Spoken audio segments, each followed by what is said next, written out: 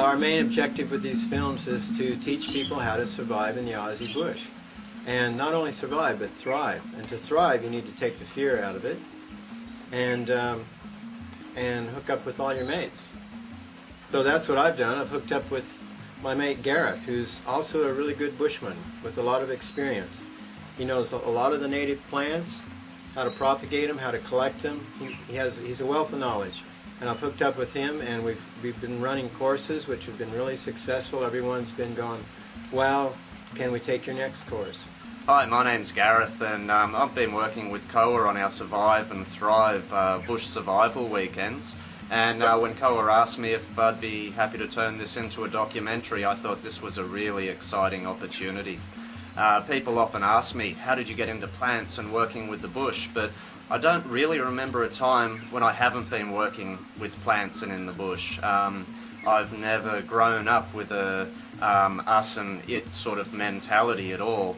And to be able to share my enthusiasm and the knowledge I've gained over the years is really exciting. Yeah, for the last 5,000 years we've had, all of us have had our roots pulled out of the earth. And all the tribes have been separated and broken apart. And look where it's got us. We're this close to killing all life on the surface of the earth. And we're all scattered and all over the place. So, from my perspective, we won't survive as a species. The human species will not survive unless we come back together as a tribe and walk this earth in harmony with it, in the spirit of love. Look, I think KOA's right there on a multitude of levels. I think when we're out in the bush and we're just barely surviving, we need to remember that people have not only survived but lived out there in the bush for thousands of years, and they've done that without fear, thoroughly thriving and living in community. So what we're trying to do here is first up teach people how to survive and open them up to be able to live in harmony with their surroundings, with that type of joy. That's the first step in coming back to tribe and community, being able to really flourish in our natural environment. So where we're going to start now is teaching you some of the basic plants you're going to find out there for your survival, and then we'll go through a bit of a journey into shelter, water, fire, and many of the other aspects of the Australian bush. Let's get going. The Aboriginals only used a few of the species, and then they can eat the beans inside the shell. And the mature seed they'd grind into damper, so they'd get it wet on a rock, like a mortar and pestle, and keep grinding it until it forms into a gluish mass, and then they could form it and throw it into the ashes and cook it as damper. You want to add to that? Yeah, so I mean these are the black seeds that form, and yeah, very widespread across Australia, the use as a flour. It's really got a nutritious coat on it. Acacias have a really interesting relationship with the ants, that they have these little glands at the base of the leaf which releases a sugary substance, and it keeps the ants coming to the tree all year round until the seed matures. Then it cuts off the sugar production out of those glands, and it produces a sugary coat on the seed pod. But they need to be scarified to germinate, like, you know, scratched back. So the ants scratching off the sugary substance makes the seeds germinate. They'll usually take them down into their nests and bang, off they go. So yeah, there's a lot of nutrition in the seed coat as well. It's a great flour. You know, organic wattle seeds now going for about $120 a kilo or something like that. That's how highly regarded it is. So it's not a bad bush tucker to be stuck with. How do you get the coat off the seed? You don't need to. You just crush it up between two rocks and you're away. Keep the seed coat, it's really nutritious. Yeah. The sap is edible and it's delicious. Really? Yeah. The Aboriginals actually used to scar them in the autumn and come back in the spring and find a big glob of it and harvest it. It's a bit like farming, really. And it was incredibly nutritious. I'm always looking out for this sap when I'm going through the bush, because you can always just take that lump off and chuck it in your pocket or in your bag and eat it later. That's and right. you just suck on it and it just dissolves in your mouth. like a lolly. Well, most of you would have heard of gum arabic or seen it on the ingredients in commercial chewing gums and things like that, and that's from an African acacia. So another fantastic feature, I think, of the wattles are the galls that form on it. These little round green apples. Now, most people think that that's a sign of an unhealthy wattle tree, whereas in fact it's a vital part of the ecosystem. I've told you about the ants and their relationship with the wattle. Well, the gall takes it a bit further because the wasp, which is inside of that, besides being a rich source of protein, is also the pollinator for the eucalypt trees. If you were to take away the wattles and their gall, you'd be losing all of the eucalypts from the ecosystem as well. And that really shows us how interrelated all of these, the plants and insects and everything are. There's no individuality. It's a total system, and it's really interreliant on each other.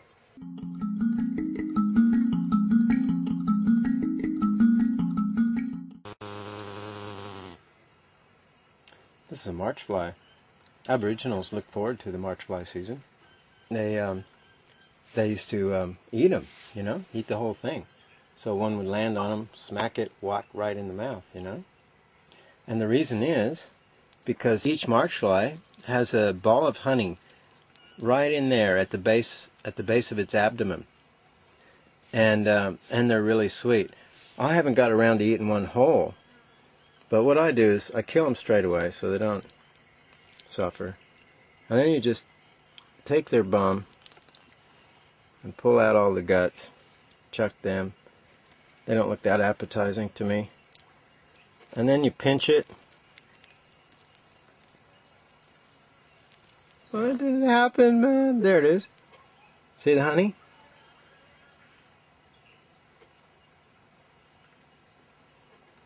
Now that is so sweet, man. I reckon there's heaps of nutrition in that. Tastes just like honey.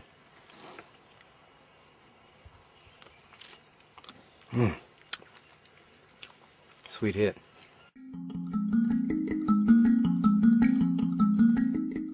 This is one of the most common plants this side of the Great Divide. It's farmer's friend. A lot of you know it because you see that seed pod sticking in all your clothing. But actually what you can do when you come across a big patch of this is you get a t-shirt out, some piece of clothing, and go along and collect all those. And then you put it in a river, get it all soaked up, and then hang it in a tree, and they're sprouting. So you can eat those sprouts. Every plant has a purpose. And one of the things I've been doing in Australia is taking plants that people don't like and showing them that they do have a purpose. And it doesn't do anybody any good to hate them. You know, so you might as well open up to them and let them reveal what it is that they came here to do. So you can eat the flower, which is what I do mostly. One of the biggest sicknesses in the whole developed country world is not getting trace minerals. We don't even let our babies crawl in the dirt and, you know, pick up trace minerals on their fingers. We are, you know, picking them up and whitewashing the whole society, which has caused us to have lots of sicknesses because without the trace minerals you can't assimilate calcium. You can't assimilate all these other things. So it's crucial to know about plants like this in the bush. When you're walking through, I doubt if there's any place this side of the Great Divide where you're not going to come across that plant. And just eat the flower and keep moving. The young plants as well. See all the little young plants? Now if you wanted to, you know, you're going to pull up and have camp, cook up a pot of soup. Well, it makes a great soup. All the little young plants, you could get a pot of soup quite easily there.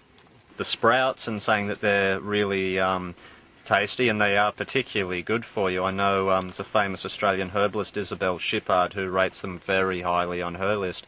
But of course they get into your clothes, and the best way to get them out of your clothes, rather than picking them off or scraping with a knife, sprout them in your clothes. And just soak your clothes, sprout them, and then you get them out of there, and you get a snack at the same time. This is Scots thistle, probably brought here from Europe, probably a couple hundred years ago. It's spread itself all through Australia, especially this side of the Great Divide. It's highly nutritious. It's another plant that actually the Native Americans use too as well. You can make fiber from the stem. They made fishing line and things like that from the stem. The leaves are highly nutritious. They've done lots of studies on it, and I'm not sure exactly what they came up with, but they reckon it's really highly nutritious. It's actually, you know the artichoke that you buy in the shop?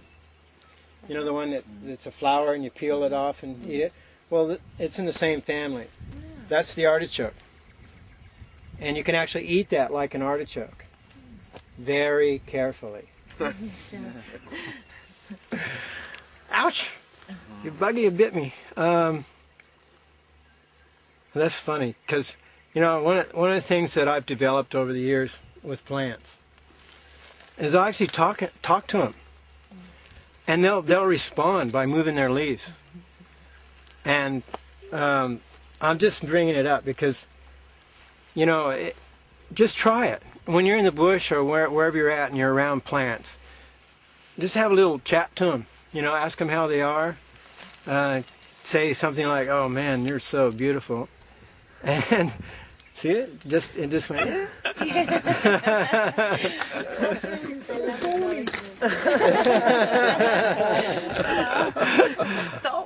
Yeah. Spark, man. So yeah, if you're in the bush survival situation, you pick the leaves very carefully. And what I've found with plants like this, instead of cooking them up, because you're going to lose a lot of nutrition, I carry a water bottle, and I'll just take a couple of leaves, chop them up, tear them up with my hands, chuck them in my water bottle, and then over a few hours, the water infuses the nutrients out of the leaf, and I just drink it like that. It's called sunshine tea. There's a lot of benefits to that sort of thing because you don't have to light a fire, which means you don't have to go get fuel to get your nutrition. You know, in the times to come, it might be that you don't want to build a fire. You don't want people to know where you are. Or you don't